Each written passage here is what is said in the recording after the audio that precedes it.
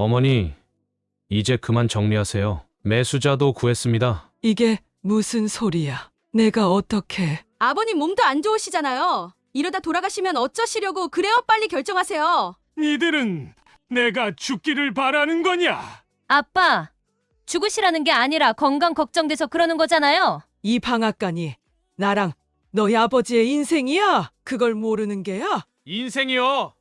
그래서 자식들 다 망하는 꼴 보고 싶으신 거예요? 너희가 진짜 자식이면 부모 가슴에 칼을 들이대진 않았을 거다. 칼이요. 아버지, 우리가 언제요? 은행 도장 위조한 것도 모르는 줄 알았니? 이애미 애비를 바보로 아는 게야? 장인어른, 장모님, 우리가 일부러 그랬겠습니까? 빨리 처분 결정을 안 내리시니 그런 거잖아요. 안녕하세요. 오늘 이 시간을 함께 하시는 청취자 여러분. 오늘의 사연 주인공은 대구 수성구에서 40년간 떡집을 운영하신 이경희 여사님께서 아들과 며느리, 그리고 딸과 사위 때문에 힘들었던 시간들의 이야기를 들려주실 예정입니다. 구독과 좋아요는 저희에게 큰 힘이 됩니다. 오늘도 사연에 많은 관심과 위로의 댓글 부탁드립니다. 안녕하세요. 저는 1949년 대구의 작은 마을에서 태어났습니다. 아버지는 마을에서 작은 방앗간을 하셨고 어머니도 같이 떡을 만드셨죠. 6.25 전쟁이 끝난 지 얼마 되지 않았던 그 시절, 우리 가족은 그래도 끼니를 걱정하지 않고 살 수 있었습니다. 방앗간 일을 도우면서 자연스럽게 쌀과 곡식을 다루는 일을 배웠고 어머니 곁에서 떡 만드는 법도 익혔습니다. 어린 시절 저는 특히 절기마다 만드는 떡을 좋아했습니다. 설날이면 가래떡을, 정월대보름이면 오곡찰떡을, 추석이면 송편을 만들었죠. 마을 사람들이 방앗간에 모여 이야기꽃을 피우던 모습이 아직도 눈에 선합니다. 어머니의 떡은 마을에서 소문난 맛이었고 명절이면 늘 주문이 밀렸습니다. 저는 5남매 중 둘째였는데 언니는 일찍 시집을 가서 저와 어머니가 주로 떡을 만들었습니다. 동생들은 아직 어렸기에 저는 어린 나이에도 책임감을 가지고 일을 배웠죠. 어머니는 항상 말씀하셨습니다. 떡을 만들 때는 정성을 다해야 한다.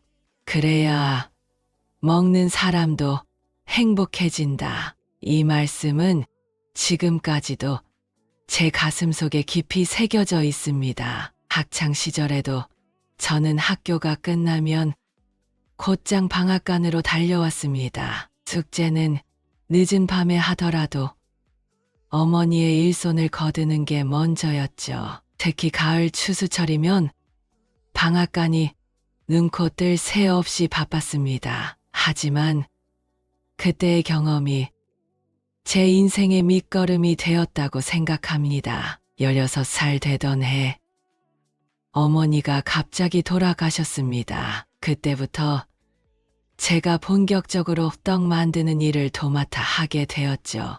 아버지는 방앗간 일로 바쁘셨고 저는 어머니의 빈자리를 채우기 위해 더욱 열심히 일했습니다. 학교를 다니면서도 틈틈이 떡을 만들었고 어머니의 비법을 하나하나 되살려 내려 노력했습니다. 20살이 되기 전에 이미 저는 마을에서 어머니만큼 떡을 잘 만든다는 소리를 듣게 되었습니다. 특히 송편을 예쁘게 빚는 솜씨는 어머니보다 낫다는 칭찬도 들었죠. 그때마다 가슴 한켠이 뭉클했습니다. 어머니의 솜씨를 이어받아 인정받는다는 것이 자랑스러웠기 때문입니다. 그렇게 하루하루 바쁘게 지내다 보니 어느덧 23살이 되었습니다. 아버지는 제가 이제 혼기가 찼다며 슬슬 결혼 이야기를 꺼내시기 시작했죠. 하지만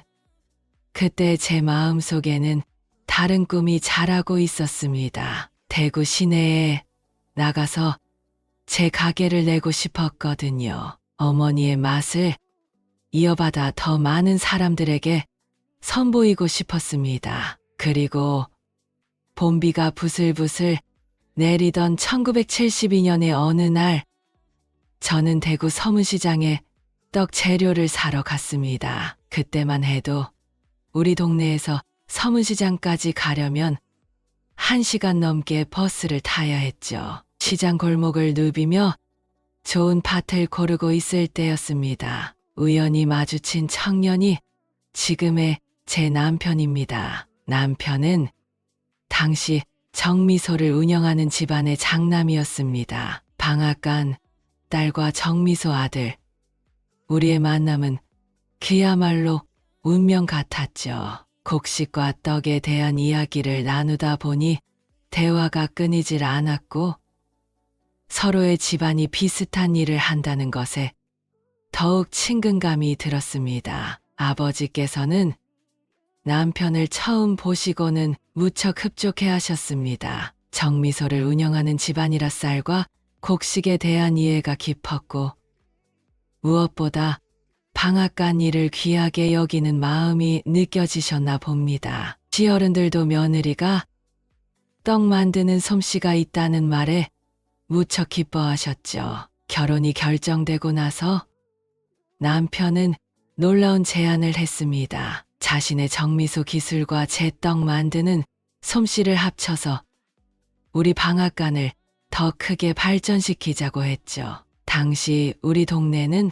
발전하는 중이었고 주변에 새로운 주택단지들이 들어서기 시작하던 때였습니다. 1973년 가을, 저희는 혼례를 올렸습니다. 결혼식 다음 날부터 남편은 방앗간 일을 배우기 시작했습니다. 아버지께서는 사위가 이렇게 열심인 것을 보고 무척 기뻐하셨죠. 방앗간 일이 힘들다고 도망가는 사위들이 많던 시절이었거든요. 남편은 정미소에서 배운 기술을 바탕으로 우리 방앗간에 새로운 바람을 불어넣었습니다. 기계를 현대화하고 쌀을 손질하는 방식도 개선했죠. 특히 그가 들여온 현미 도정기계는 당시로서는 최신식이었습니다. 덕분에 쌀의 품질이 더욱 좋아졌고 자연스럽게 떡의 맛도 한층 올라갔습니다. 저는 어머니께 배운 전통 방식을 지키면서도 새로운 시도를 해보았습니다. 절기마다 만드는 떡은 물론이고 평소에도 다양한 종류의 떡을 준비해 두었죠. 특히 남편이 개선한 쌀 도정 방식 덕분에 떡의 식감이 더욱 부드러워졌다는 평가를 받았습니다. 1년이 지나자 방앗간을 찾는 손님이 눈에 띄게 늘었습니다. 이제는 인근 동네에서도 우리 방앗간을 찾아올 정도였죠. 특히 명절 때는 떡 주문이 밀려서 며칠 전부터 밤을 새워가며 준비해야 했습니다. 힘들었지만 가업이 성장하는 모습을 보는 것은 큰 보람이었습니다. 아버지께서는 당신의 선택이 옳았다며 흐뭇해 하셨습니다. 방앗간이 번창하는 것을 보시면서 이제는 손주들에게도 물려줄 수 있겠다고, 가업이 대를 이어 발전할 수 있겠다고 기뻐하셨죠. 남편과 저는 그런 아버지의 믿음에 더욱 열심히 일했습니다. 2년차가 되던 해에는 방앗간 건물을 새로 지었습니다. 기존의 낡은 목조 건물을 허물고 튼튼한 시멘트 건물로 새로 지은 거죠. 작업 공간도 넓어지고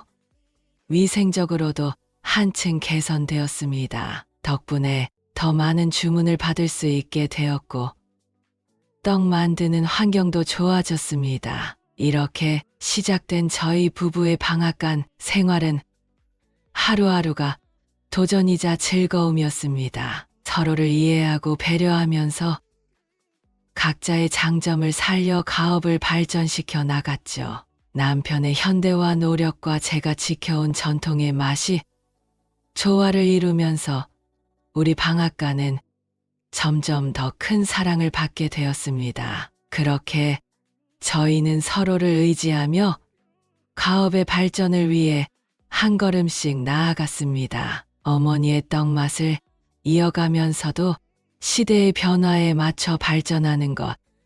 그것이 우리 부부가 찾은 성공의 비결이었던 것 같습니다. 세월이 참 빠르게도 흘러 2010년이 되었습니다. 어느 날 큰아들이 갑자기 찾아왔습니다. 서울에서 사업을 시작하려고 하는데 초기 자금이 필요하다는 거였죠. 처음에는 그저 아들의 앞날을 위해 도와주고 싶은 마음뿐이었습니다. 방앗간을 40년 넘게 하면서 모아둔 돈이 있었으니까요. 하지만 그날 이후로 아들의 방문이 잦아졌고 금액도 점점 커져갔습니다. 처음엔 3천만 원을 빌려달라더니 얼마 지나지 않아 사업 확장을 위해 2억이 필요하다고 했죠. 남편은 아들의 요구를 거절했지만 저는 차마 그러지 못했습니다. 결국 은행 대출까지 알아보면서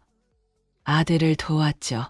그러던 중 작은 딸도 연락이 왔습니다. 부산에서 남편이 개원한 병원이 생각보다 잘 되지 않는다면서 병원 운영 자금이 필요하다고 했습니다. 딸은 눈물을 보이며 엄마, 아들만 도와주고 딸은 안 도와주실 거예요?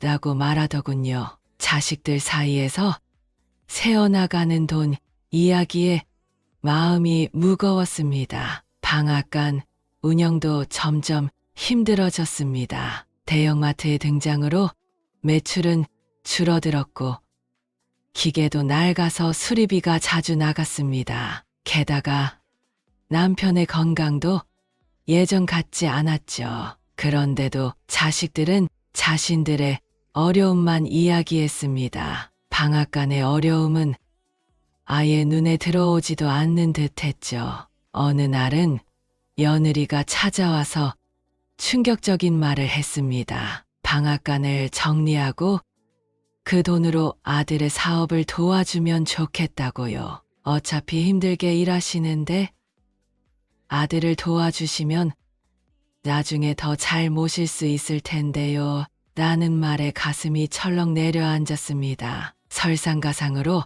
사위도 비슷한 제안을 해왔습니다. 방앗간 자리가 좋으니 팔아서 병원 확장 자금으로 쓰자는 거였죠. 자식들의 욕심이 점점 커져가는 것이 보였습니다. 40년을 일군 방앗간이 그들 눈에는 그저 돈이 되는 부동산으로만 보이는 것 같았습니다. 남편은 화를 냈습니다. 방앗간은 우리의 전부이자 자존심이라고 절대 팔 수 없다고 했죠. 하지만 자식들의 압박은 계속되었습니다. 틈만 나면 전화가 왔고 퇴직하고 편하게 살 수 있다며 달콤한 말로 유혹했습니다. 더 슬픈 것은 손주들조차 방앗간에 오는 것을 꺼려한다는 점이었습니다. 명절에 잠깐 들르면 할머니 가게에서 냄새 난다고 투덜거렸죠. 한때는 아이들의 웃음소리로 가득했던 이곳이 이제는 그들에게 부끄러운 곳이 되어버린 것 같아 마음이 아팠습니다. 그러던 어느 날 아들이 술에 취해 찾아왔습니다. 사업이 생각만큼 잘 되지 않았던 모양이었죠. 쥐중에 한 마리 지금도 가슴에 깊이 박혀 있습니다. 엄마, 왜 우리를 도와줄 생각을 안 하세요? 그 나이에 뭐하러 그렇게 고생하세요?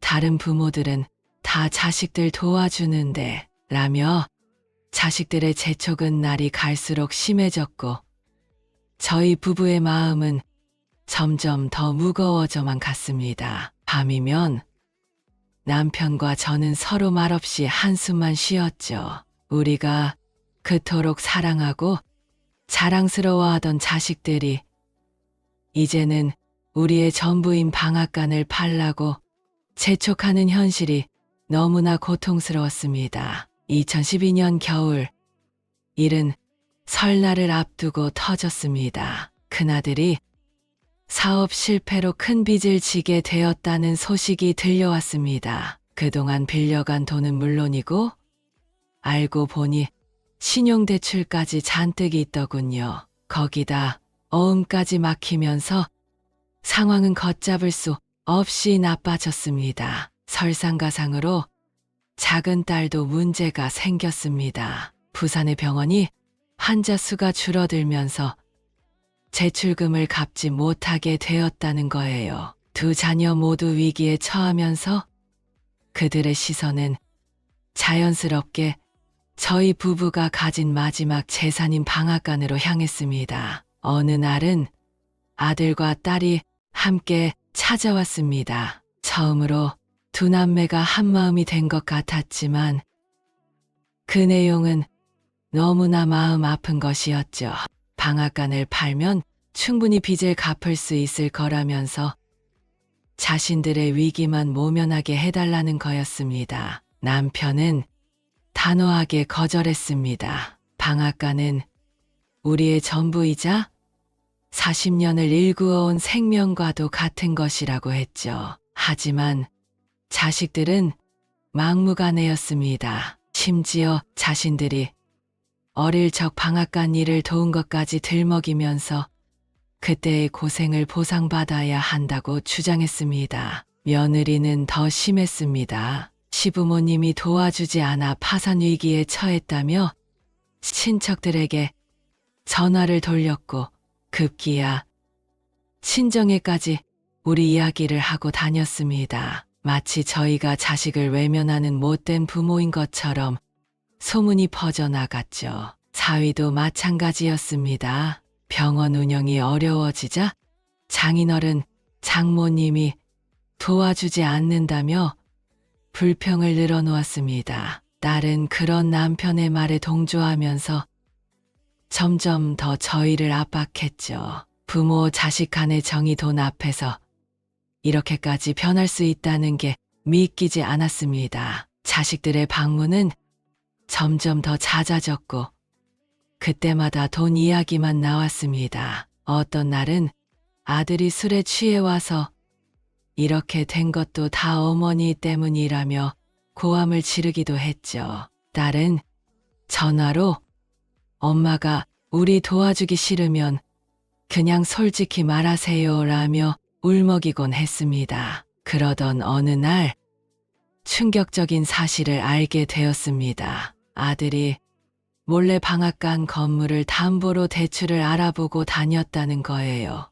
다행히 등기부등본이 깨끗해서 무산되었지만 자식이 이런 일까지 저지르려 했다는 사실에 가슴이 무너져 내렸습니다. 밤이면 남편과 저는 말없이 마주 앉아 있곤 했습니다. 40년 동안 일구어온 방앗간, 그리고 열심히 키워온 자식들, 우리의 전부였던 것들이 이제는 무거운 짐이 되어 어깨를 짓누르고 있었습니다. 명절이 다가올 때면 더욱 마음이 아팠습니다. 예전에는 온 가족이 모여 떡을 빚고 이야기꽃을 피웠는데 이제는 자식들이 찾아오는 것조차 부담스러워졌으니까요. 방앗간에 들어오는 발걸음 소리만 들어도 가슴이 덜컥 내려앉았습니다. 남편의 건강도 급격히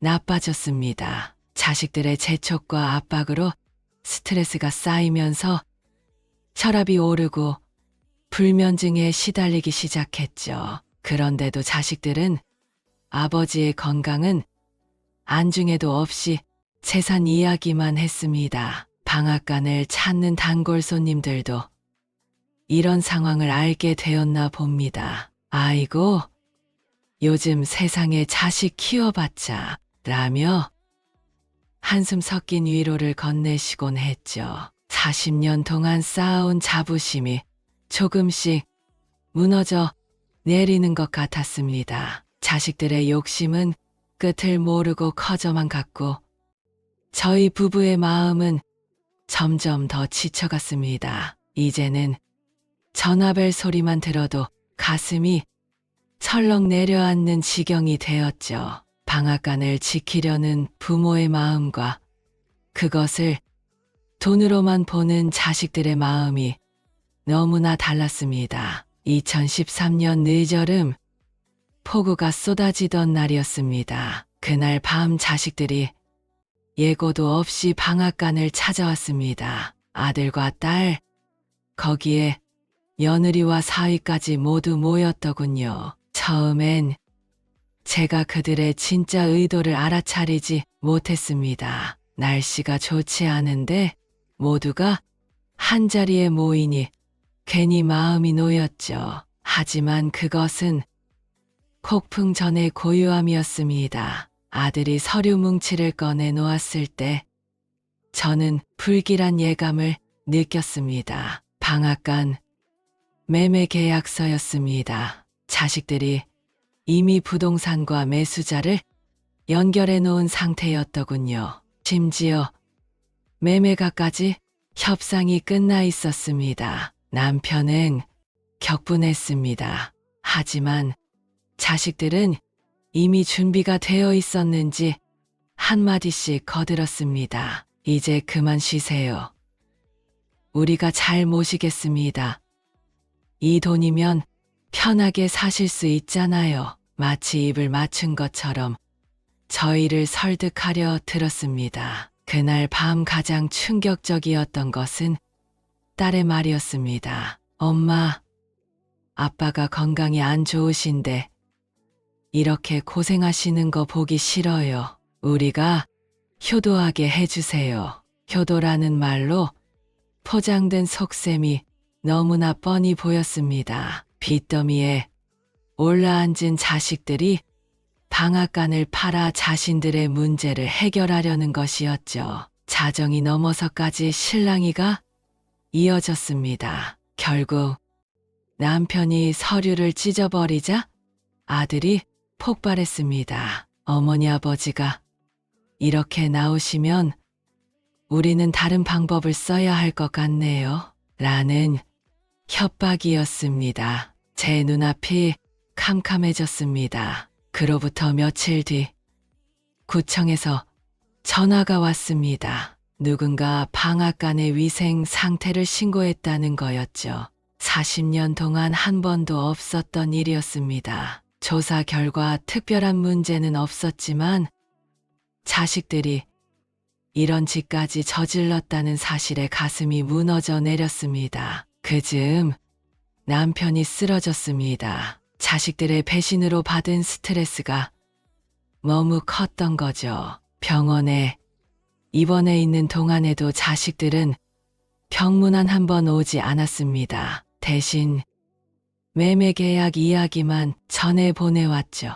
가장 큰 배신은 추석을 앞두고 일어났습니다. 평생 모아온 통장을 확인하러 은행에 갔다가 알게 된 사실인데 자식들이 도장을 위조해서 대출을 시도했던 것을 알게 된 것이었습니다. 제 다리에 힘이 풀렸습니다. 자식들의 욕심이 이렇게까지 클 줄은 몰랐습니다. 남편은 그 소식을 듣고 또다시 쓰러졌습니다. 이번에는 더 심각했습니다. 중환자실에 입원해 있는 동안 자식들은 오히려 이 기회를 노렸습니다. 제가 병원을 지키고 있는 사이 방앗간에 올 수 없을 거라고 생각한 거죠. 그러던 어느 날 이웃 주민의 다급한 전화를 받았습니다. 방앗간에 낯선 사람들이 들어와서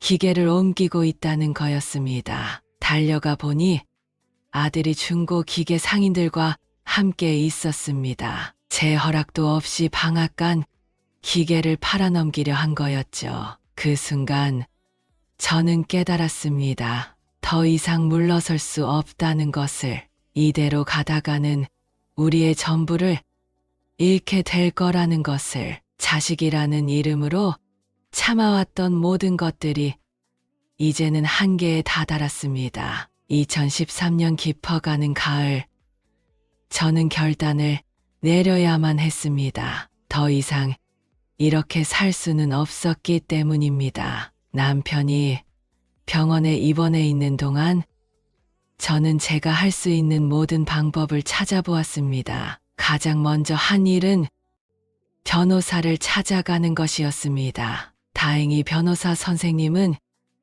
이런 경우를 많이 다뤄보셨다고 했습니다. 자식들이 위조한 도장으로 불법 대출을 받은 것은 명백한 범죄라고 했죠. 하지만 저는 자식들을 고소하고 싶지는 않았습니다. 그저 우리 부부의 재산을 지키고 평화롭게 살 수 있는 방법을 찾고 싶었을 뿐입니다. 첫 번째로 한 일은 남편 명의로 된 모든 통장과 인감을 재발급받는 것이었습니다. 은행에 가서 자식들이 무단으로 대출받은 내역도 모두 확인했죠. 다행히 변호사의 도움으로 불법 대출은 효력이 없다는 것을 입증할 수 있었습니다. 두 번째로는 방앗간 건물에 대한 법적 보호 조치였습니다. 자식들이 더 이상 임의로 건물을 처분하거나 담보대출을 받지 못하도록 했습니다. 법무사를 통해 건물의 등기부등본에 특별한 조치도 해두었죠. 남편이 퇴원한 후 우리는 공증사무소를 찾았습니다. 유언장을 작성하기 위해서였습니다. 방앗간과 모든 재산은 우리가 생전에 절정하지 않는 한 절대 처분하지 않겠다는 내용이었죠. 자식들에게도 이 사실을 명확히 알렸습니다. 그리고 저는 용기를 내어 자식들을 한 자리에 불렀습니다. 남편은 반대했지만 저는 마지막으로 대화를 시도하고 싶었습니다. 식당에서 만난 자리에서 저는 조용히 말을 꺼냈습니다. 우리가 얼마나 마음이 아픈지, 왜 방앗간을 지키고 싶은지 설명했죠. 하지만 자식들의 반응은 차가웠습니다. 여전히 자신들의 어려움만을 이야기했고 방앗간 외곽이 최선의 해결책이라고 주장했습니다. 대화는 결국 평행선을 달렸고 그날의 만남은 서로에 대한 실망감만 깊어진 채 끝났습니다. 다음으로 찾은 곳은 구청이었습니다. 40년 된 방앗간의 역사를 인정받아 모범 소상공인으로 등록했고 전통 수공업자로서의 가치도 인정받았습니다. 이렇게 하면 자식들이 함부로 방앗간을 없앨 수 없을 거라 생각했죠. 그러던 중 뜻밖의 도움이 찾아왔습니다. 40년 동안 저희 방앗간의 떡을 드시던 단골 손님들이 하나둘 나서기 시작하셨습니다. 특히 30년 넘게 매달 첫째 주 월요일이면 어김없이 찾아오시던 김 할머니는 직접 자식들을 찾아가셨다고 합니다. 너희 어머니가 그 방앗간에서 너희들 학비 대느라 손이 다 부르튼 걸 나는 다 봤다. 그 떡 간죽하면서 흘리던 땀방울로 너희들 키워냈는데 이제 와서 그걸 팔라고?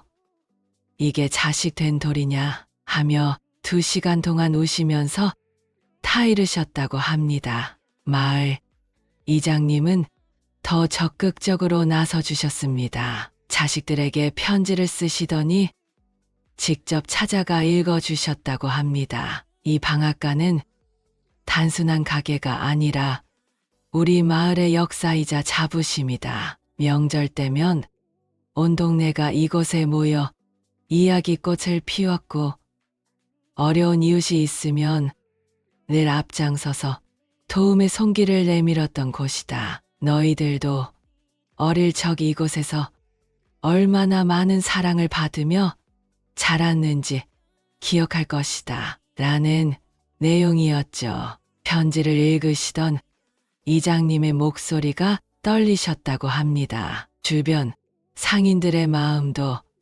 특별했습니다. 건너편 채소가게 주인은 자식들이 올 때마다 붙잡고 내 어머니가 장사가 안 될 때도 우리 가게 채소 값 제때 다 주셨다. 그게 얼마나 귀한 줄 아느냐며 야단을 치셨고, 옆 정육점 아저씨는 그 방앗간 때문에 이 골목이 살아있는 거야. 이걸 없애면 우리 모두의 추억도 함께 사라지는 거라고 설득하셨답니다. 이런 주변 분들의 관심과 걱정 속에서 저희도 더욱 신중하게 행동하기 시작했습니다. 변호사와 상의하여 모든 통장과 도장을 은행 금고에 보관했고, 방앗간의 등기부등본과 건물 관련 서류들은 법무사 사무실에 맡겼습니다. 자식들이 불법적으로 접근할 수 있는 모든 가능성을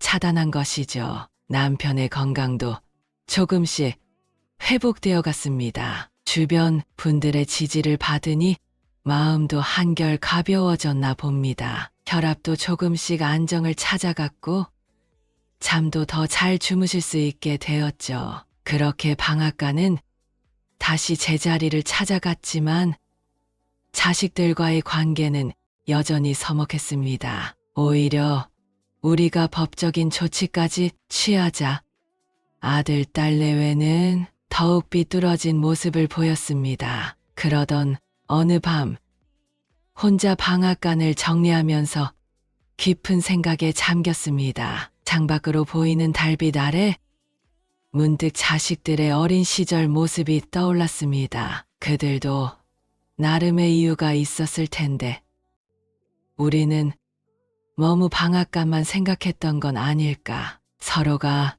너무 자신의 입장만 고집하다가 대화의 문을 닫아버린 건 아닐까. 그런 생각들이 마음을 무겁게 했습니다. 결국 저는 마지막 결단을 내리기로 했습니다. 방앗간은 절대 포기할 수 없지만 자식들의 어려움도 외면할 수는 없었습니다. 그들에게 도움을 줄 방법을 찾되 서로가 지켜야 할 선을 분명히 하는 것, 그것이 제가 찾은 해답이었습니다. 이 과정에서 깨달은 것이 있습니다. 가족이라고 해서 모든 것을 다 허물고 가까워질 필요는 없다는 것. 때로는 적절한 거리를 두는 것이 서로를 위하는 길일 수도 있다는 것을. 2014년 봄, 저는 새로운 결심을 했습니다. 방앗간은 그대로 지키되 자식들의 빚을 해결해 주기로 한 것입니다. 변호사와 상담 끝에 제가 모아둔 돈으로 자식들의 빚을 갚아주되 무이자로 분할 상환하는 계약을 체결하기로 했습니다. 하지만 그것은 무조건적인 도움이 아니었습니다. 변호사를 통해 철저한 계약서를 작성했습니다. 매달 정해진 금액을 상환하되 방앗간 권리에 대해서는 일절 건드리지 못하게 했죠. 만약 상환이 3개월 이상 늦어질 경우 원금에 이자를 붙이기로 했고, 방앗간을 담보로 요구하거나 매각을 요구할 경우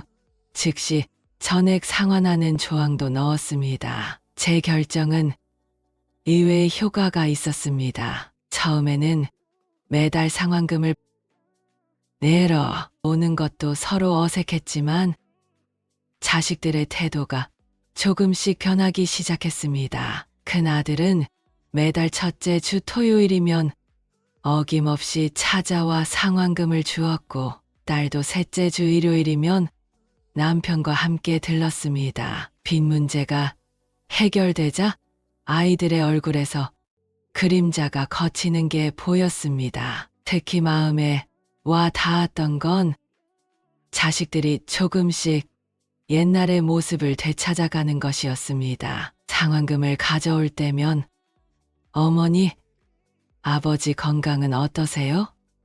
라고 먼저 안부를 물었고, 가끔은 장도 봐와서 냉장고를 채워주곤 했죠. 명절에도 이제는 방앗간 이야기 대신 손주들 학교 이야기, 동네 소식을 나누었습니다. 무엇보다 자식들의 눈빛이 달라졌습니다. 이제는 방앗간을 탐내는 욕심 대신 부모의 일터를 바라보는 따뜻한 시선이 되었죠. 남편의 건강도 눈에 띄게 좋아졌습니다. 밤마다 뒤척이며 한숨 쉬던 모습이 거짓말처럼 사라졌고 약 먹는 횟수도 절반으로 줄었습니다. 자식들과의 갈등이 법적 계약으로 깔끔하게 정리되니 마음이 한결 가벼워진 듯 했죠.